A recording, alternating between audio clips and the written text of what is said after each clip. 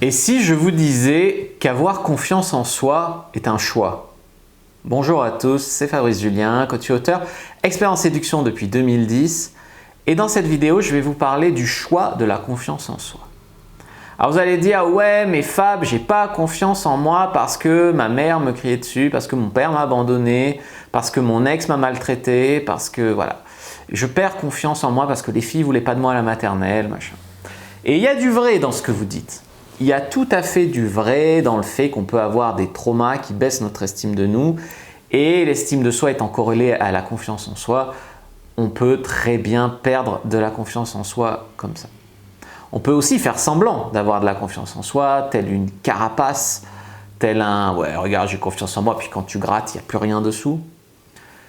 Et tous ces aspects de confiance en soi, tous ces aspects qu'on peut doper avec un discours de motivation. J'ai déjà fait des vidéos aussi un peu fouillées sur la confiance en soi. Il y a d'autres chaînes YouTube, vidéos qui font des vidéos. « Ayez confiance en soi, vous êtes un homme, vous êtes le meilleur, allez, il faut avoir confiance en soi, machin. » Et je trouve ces discours assez simplistes et surtout un peu toujours les mêmes. Alors je vous invite quand même à regarder ma vidéo, vous tapez confiance en soi, estime de soi, Fabrice Julien dans le moteur de recherche, vous allez trouver une vidéo très fouillée sur la confiance en soi et l'estime de soi. Maintenant j'ai envie d'apporter un nouvel éclairage qui nous vient donc si vous voulez du livre qui s'appelle Les rites d'interaction d'Erving Goffman. Et ce livre il propose une nouvelle dimension à ce discours et à la conception de la confiance en soi, et donc je voulais vous partager cette autre dimension qu'on ne trouve pas trop sur le net de la confiance en soi, en espérant qu'elle pourra vous aider. Une autre vision de ce qu'est la confiance en soi et de comment l'acquérir juste après l'intro. Mais avant de commencer, je vous offre un guide gratuit sur la séduction ainsi qu'une série de conseils gratuits eux aussi par email. Pour les recevoir, si vous êtes intéressé, c'est très simple. Cliquez sur le premier lien dans la description de la vidéo. Si vous êtes motivé, vous le trouverez. Abonnez-vous et activez la cloche parce que si vous ne le faites pas, YouTube ne vous préviendra pas à la sortie des prochaines vidéos et vous allez rater des pépites. Mettez un like pour me faire savoir que vous pensez que cette vidéo est utile et pour que j'en fasse d'autres comme ça ou sur ce thème-là. Si vous pensez que ce contenu est utile, partagez-le en public ou en privé, je comprendrai. Vous pouvez aussi me laisser un commentaire, je les lis tous et j'y répondrai avec grand plaisir. Comme j'ai dit en introduction, personne ne sait vraiment ce que c'est la confiance en soi. Certains vont dire c'est se la péter. Alors tu vois, ils croient que moi parce que je lis mes notes, machin, j'ai pas confiance en moi. Et ils vont plutôt aller voir un mec qui est là, qui se la joue comme s'il faisait une vidéo. Brothers, yeah man, coach en séduction, je suis le meilleur. Mais en fait, c'est que de l'image et le mec dans sa vie, il fait de la merde, il fait rien. C'est juste une question d'image. Moi, je trouve que la vraie confiance en soi, c'est d'arriver vers les gens de manière humble, normale et d'apporter un discours de qualité. Il y a des gens, pour eux, la confiance en soi, ça repose plus sur l'apparence que sur ce qui est vraiment à l'intérieur. Et je trouve ça dommage. Et même en séduction, je trouve que quand tu grattes, ça s'effrite. C'est pour ça que les filles font des shit tests. C'est-à-dire qu'elles te testent avec des questions à la con, des remarques de merde. Et si là, ta confiance en toi apparente s'effrite, c'est nul. Si par exemple, tu arrives calmement, machin, avec humilité, mais avec force quand même, intérieure, vers elle, et qu'elle te fait un shit test, et que là, tu te moques un peu d'elle et tout, et là du coup elle voit que tu es vraiment un mec qui a des couilles, tu vois. Donc je trouve que l'image qu'on a de la confiance en soi et l'image que YouTube en donne aussi beaucoup, oui, se la péter, faire de l'apparence, machin, je trouve que c'est dommage. Et je trouve que ça manque clairement, donc je vous ai conseillé une autre de mes vidéos, mais globalement le discours ambiant sur la confiance en soi, ça manque simplement de disséquer ce qui fait la confiance en soi. Et donc dans ce livre, Les rites d'interaction d'Erving Goffman, j'ai trouvé un nouveau discours sur la confiance en soi que j'ai envie de partager avec vous. Donc tout d'abord, si vous voulez lire ce livre, je vous mets un lien dans la description. Ça, Amazon vous le livre dans 2-3 jours chez vous. Je sais bien qu'Amazon, c'est pas génial, mais en même temps, c'est les seuls qui travaillent bien. Moi, j'ai essayé de travailler avec la Fnac, c'est une catastrophe. Donc bon. Donc voilà les amis, ce que je voulais vous dire, mais vous pouvez très bien vous le procurer ailleurs, ce livre. Voilà. Donc, en fait, il explique dans ce livre que la confiance en soi, ça serait beaucoup plus simple d'avoir confiance en soi si on était une seule personne. Alors vous allez dire, ouais Fab, mais attends, je suis pas schizophrène, moi, nanana. C'est pas si simple que ça, mais ça résoudrait beaucoup de questions si vous arriviez à être vous-même. C'est-à-dire à ne pas hésiter, à ne pas avoir une personnalité double. Pourquoi on parle de personnalité double ? Parce que souvent, tu vois une jolie fille par exemple, tu as envie d'aller lui parler parce qu'elle te plaît. Et on est d'accord que la confiance en soi la plus simple, la plus pure, c'est d'y aller et de dire écoute, je t'ai vu passer, franchement tu m'as plu, je me suis dit pourquoi pas venir te parler parce que j'avais envie de te faire ta connaissance. Est-ce que ça te dirait qu'on fasse connaissance? C'est vraiment y aller à nu, tu vois. Et moi je trouve que ça c'est quand tu es congruent. Tu penses un truc, tu as envie de faire un truc, tu le fais. Tu n'as pas une personnalité double. Tu peux avoir une personnalité double si tu vois une jolie fille, tu as envie d'aller lui parler, elle te plaît. Et tu commences à te dire, ouais, mais si j'y vais, j'aurai l'air de quoi? Mais la société veut pas que j'y aille, j'y vais pas, j'hésite. Tu vois, c'est là où tu perds ta confiance en toi. Mais alors, je devrais pas y aller, mais j'y vais, mais qu'est-ce qu'on va penser de moi? Mais je dois quand même y aller. Et voilà. Et tu vois, tu es double. Et c'est là où tu arrives et tu bafouilles. C'est là où tu arrives et tu es nerveux. C'est là où tu arrives et voilà. Si tu arrives à te dire, je vais vers cette fille, et puis ça lui appartient à elle de dire oui ou non, tu vois. C'est là où tu vas être beaucoup plus cohérent. Effectivement, elle peut te mettre un râteau, mais ce n'est pas la question. La question, c'est qu'est-ce que toi, tu peux faire pour que ça marche.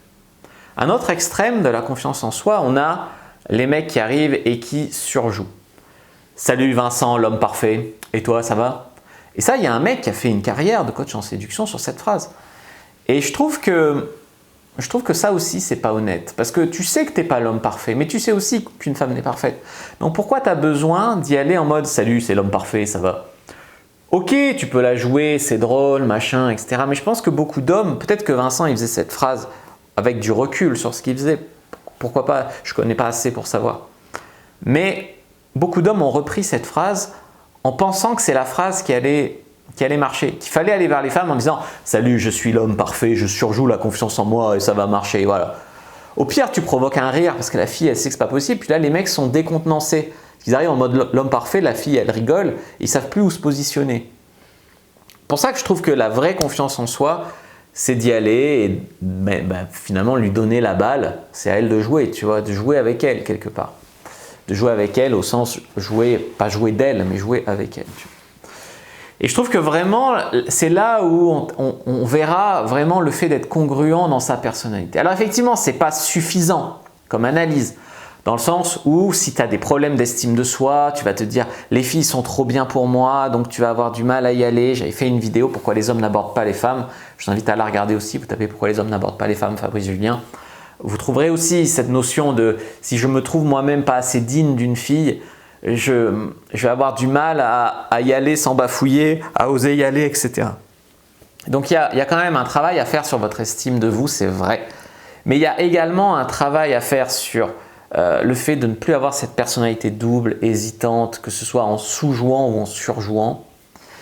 Et enfin, je dirais que la confiance en soi, en plus du niveau d'estime de toi que tu as et du niveau de personnalité unique que tu as, ça dépend aussi de l'expérience que tu as. Tout simplement, je suis désolé, un mec qui a fait 10 matchs de foot dans sa vie sur un terrain avec un stade, un public rempli, il a plus d'expérience et il a plus confiance en lui au moment de rentrer sur le terrain qu'un joueur qui c'est son premier match et qui n'a jamais joué devant un public. Tu vois. Donc tu as aussi l'expérience. Plus j'aborde de filles et plus je vais gagner confiance dans le fait que je peux aborder. Tu vois. Et encore une fois, sauf si les 10 fois se passent très mal, il y a très peu de chance, mais imaginons un mec il aborde 10 filles, 10 fois il se fait jeter. Bon, c'est vrai que ça peut aussi baisser sa confiance en soi, mais globalement, si tu t'accroches, l'expérience te donne confiance en toi aussi. Mais pour revenir au livre Les rites d'interaction, pourquoi on pourrait dire que la confiance en soi est un choix? Eh bien, on pourrait dire que la confiance en soi est un choix. Parce que parfois, c'est un choix rationnel, plus facile, plus confortable, et même parfois légitime de ne pas avoir confiance en soi. Tu vois ce que je veux dire?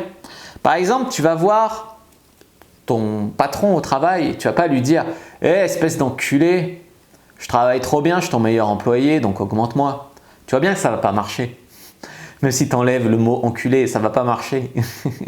Si tu vas voir ton prof et que tu lui dis « Hé monsieur, vous m'avez oublié 2 points, rajoutez-les-moi ».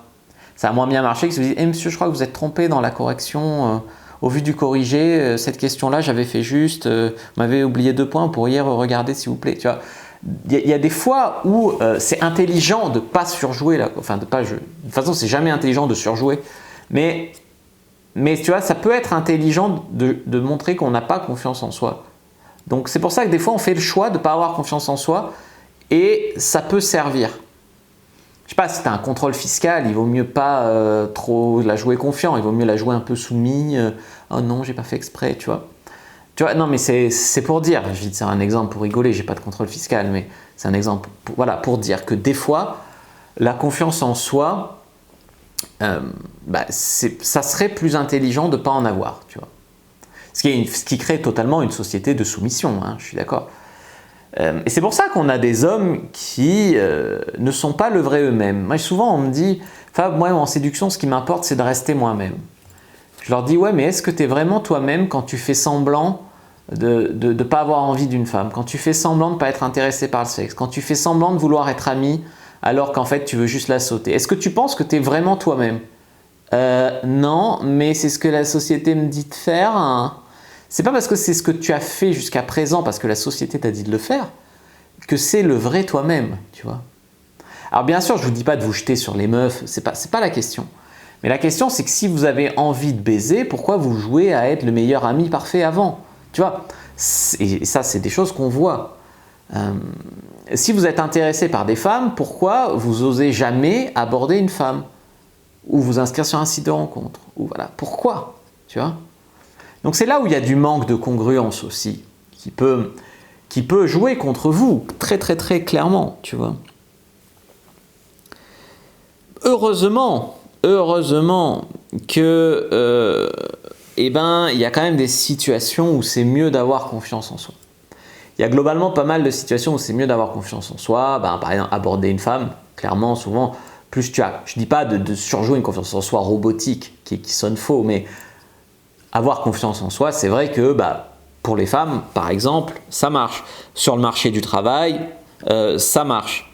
Voilà, ça reste quand même souvent avec des nuances de personnalité. Tu vois, le moi qui a confiance en lui, il va toujours être un peu comme ça, un peu, voilà. Mais je trouve que c'est pas grave, tu vois, c'est pas grave.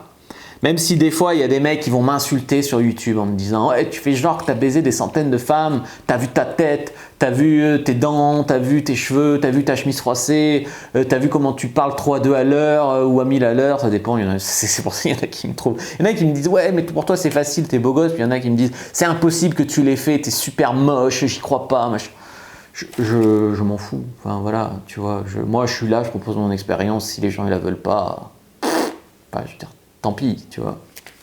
Tant pis, hein. Je suis arrivé à un stade un peu blasé, mais c'est la vérité. Puis voilà, donc la confiance en soi, elle dépend aussi de ta personnalité, de ton unité de ta personnalité, comme on a dit.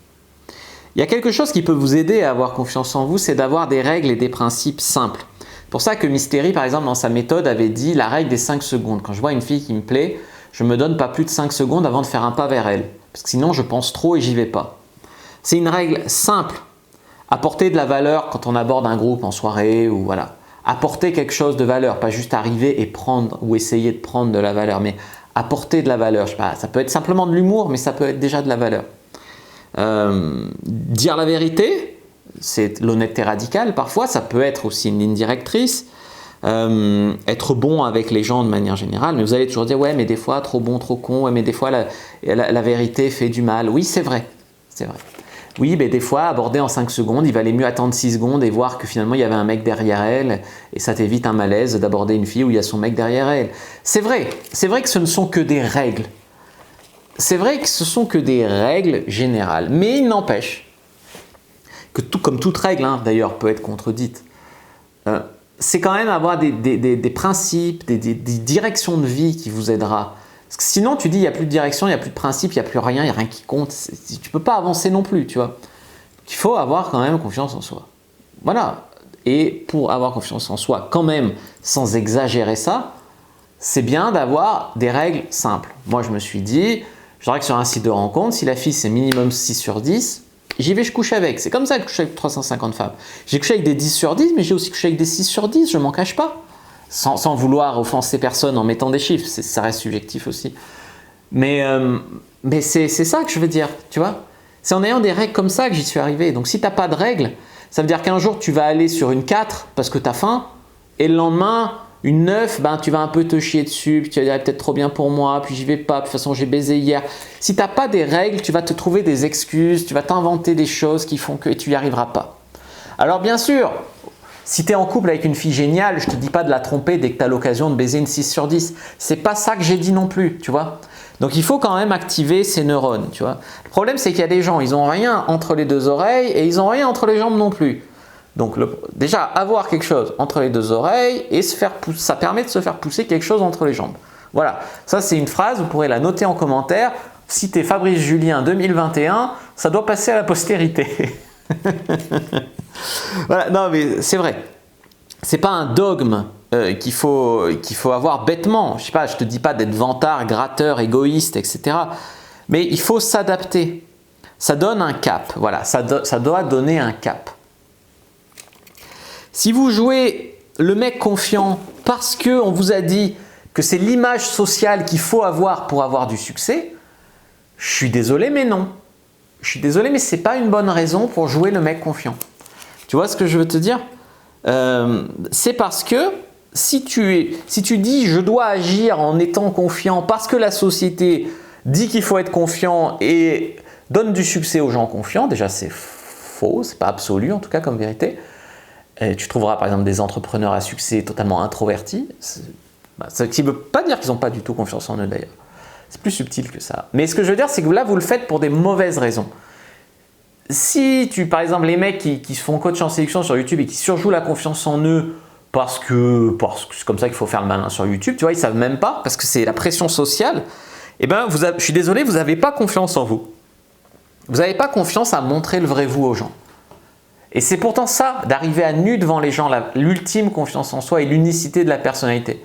C'est-à-dire que le mec peut faire le beau sur YouTube et surjouer la confiance, et quand il est en face d'une fille, il se chie dessus. Bien sûr, si son pote le filme, là il joue un rôle. Mais quand il est vraiment lui devant sa copine, il peut se chier dessus et être un sans-couille.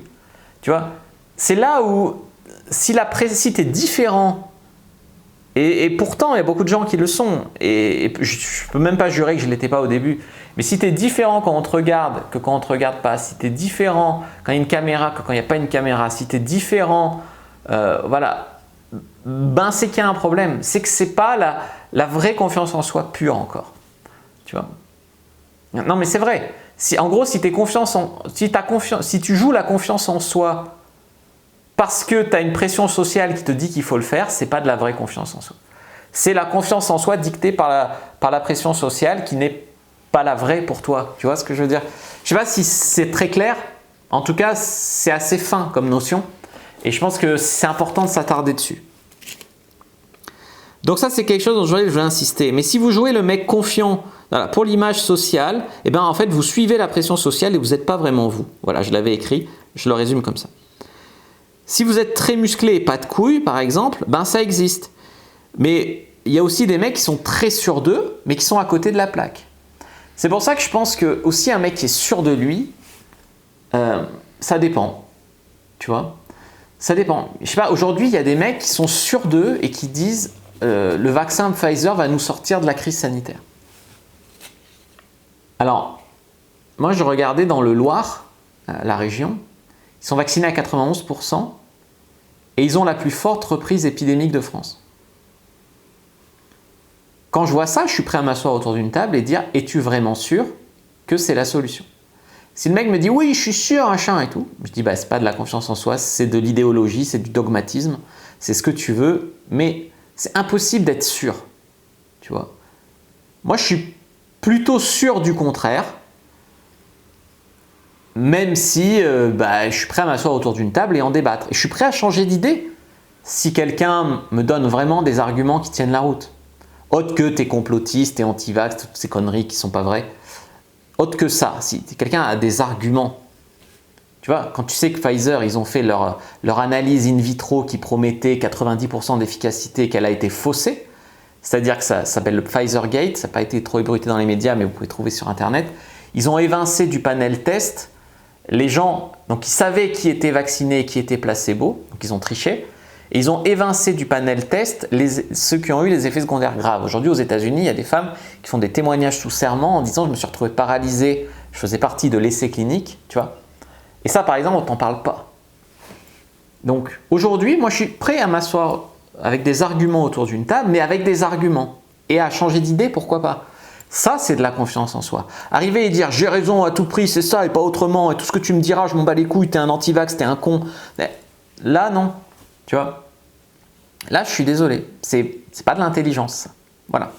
Voilà, j'espère que j'ai quand même expliqué dans cette vidéo pas mal de notions à travers tout ça et j'espère que ça fera réfléchir certains d'entre vous, tu vois. Et j'espère vraiment que ça marchera, mais tout comme c'est pas parce qu'un mec est musclé, fait le beau devant la caméra qu'il a vraiment confiance en lui, c'est pas non plus parce qu'un mec paye pas de mine et est humble qu'il n'a pas confiance en lui. Au contraire même. Aujourd'hui, de nos jours, dans cette société d'apparence, être humble et réfléchi et pas suivre le troupeau, c'est plutôt ça la confiance en soi. Voilà les amis, on va s'arrêter sur cette conclusion. N'hésitez pas à lire le livre si ça vous a intéressé. Je vous mets un lien dans la description de la vidéo. Moi je vous dis à bientôt et que le dieu de la séduction soit avec vous les amis.